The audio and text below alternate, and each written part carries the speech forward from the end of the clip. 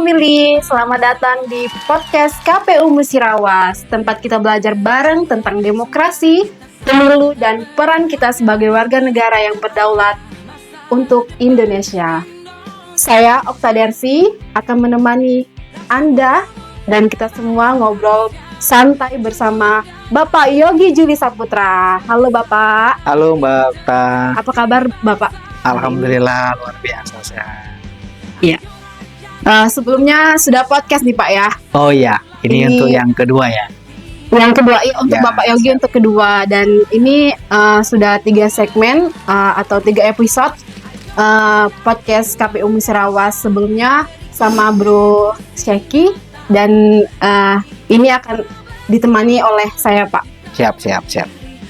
Baik Pak, kita akan membahas tentang Rumah Pintar Pemilu Oke. di KPU Musirawas.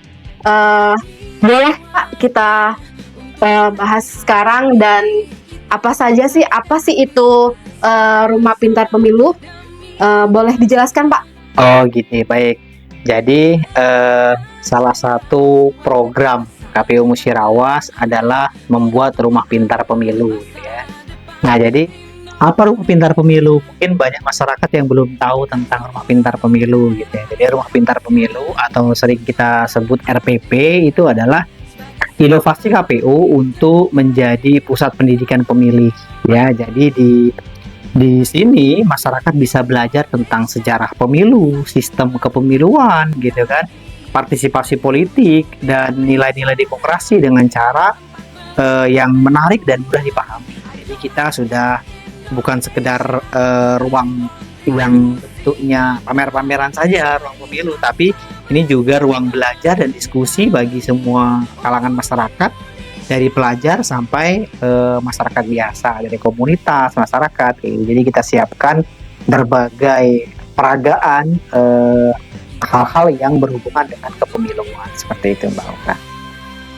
Baik, menarik ya Pak. Jadi Rumah Pemilu itu seperti kayak pendidikan lah di KPU ya Pak ya. Betul sekali. Iya. Baik Pak. Setelah itu kegiatan di Rumah Pintar Pemilu itu bagaimana sih Pak?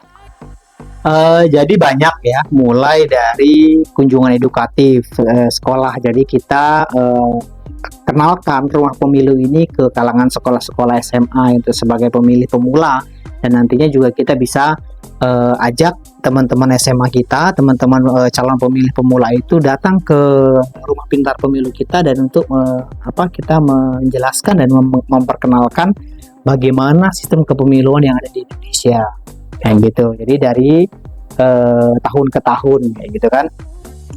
Terus juga ada pelatihan relawan demokrasi, ada juga nonton bareng film-film edukasi politik hingga kelas simulasi pemilu. Jadi kita juga sering berkolaborasi dengan organisasi-organisasi organisasi masyarakat, organisasi kampus, gitu kan, untuk berkomunikasi kreatif tentang sosialisasi pemilu ke depan, seperti itu. Jadi kita terus melakukan edukasi, komunikasi dengan berbagai kalangan. Dengan adanya Rumah Pemilu ini akan mempermudah kita untuk memperkenalkan pemilu itu seperti apa ke masyarakat, seperti itu Mbak Okta. Oh, baik. Berarti cukup sangat penting ya Pak Rumah Pintar Pemilu ini ya. Betul. Ya. Kalau dikaitkan nih Pak dengan partisipasi pemilih, apa peran penting Rumah Pintar Pemilu itu sendiri Pak? Jadi RPP atau Rumah Pintar Pemilu itu adalah jembatan antara KPU dan masyarakat, gitu kan.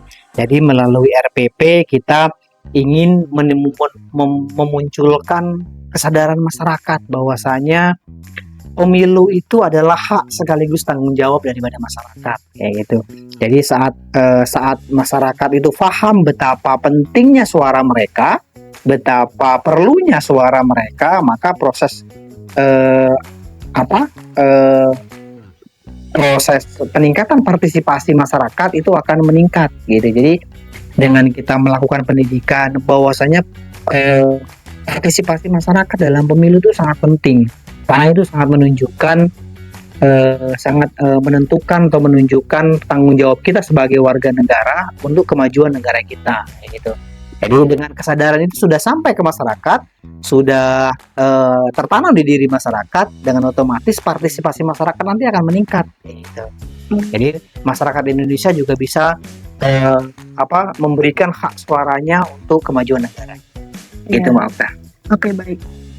Jadi RPP ini bisa kita bilang seperti itu ya Pak ya? Iya. RPP ini boleh nggak Pak dikunjungi orang luar atau seperti mahasiswa, siswa dan lain-lain, boleh nggak Pak?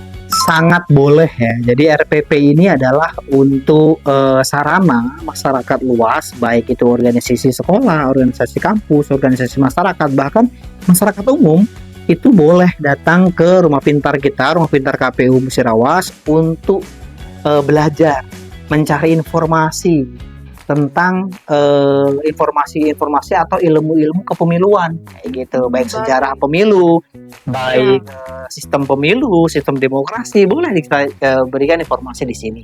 Iya. Jadi boleh Pak ya, masyarakat luas bisa mengunjungi rumah pintar pemilu. Boleh sekali, boleh. Itu di kantor ya Pak ya? Ada di kantor? Iya, di jadi kantor. rumah pintar pemilu kita itu ada letaknya di kantor KPU Musirawas. Itu kita buatkan gedung tersendiri khusus untuk rumah pintar pemilu. Jadi di situ nanti teman-teman pemilih bisa memanfaatkan sarana itu sebagai momentum belajar. Baik. Nah, jadi boleh nih teman pemilih, kalian semua atau masyarakat luas bisa mengunjungi rumah pintar pemilu di KPU Musirawas, tepatnya di kantor KPU Musirawas ya Pak ya? Benar sekali. Ya, baik. Nah, ini yang terakhir nih Pak. Apa pesan atau ajakan dari KPU untuk masyarakat terkait rumah pintar pemilu ini Pak? Baik, jadi kami KPU Musirawas mengajak ke seluruh elemen masyarakat, mari kita manfaatkan rumah pintar pemilu ini. Jadi ajak keluarga, teman, sahabat, pacar, istri, suami gitu ya. Wadaw. Untuk datang ke rumah pemilu untuk belajar, karena demokrasi yang kuat itu dimulai dari pemilih yang cerdas dan sadar akan hak suaranya. Jadi dengan rumah pemilu kita bisa mengetahui apa itu pemilu, apa itu demokrasi. Jadi sekali lagi karena dengan kita paham terkait kepemiluan, maka kita akan memunculkan kesadaran untuk menyalurkan hak suara kita di setiap pemilu. Ya. Itu Mbak. Ya, baik. Baik teman pemilu, ini dia segmen terakhir kita ya Pak ya. Baik, boleh di subscribe YouTube channel KPU Musirawas dan sosmed lainnya di sini dan di sini dan di sini. Baik, terima kasih Bapak Yogi atas waktunya. Bisa bertemu di lain waktu. Siap. Terima kasih dan dadah teman pemilih.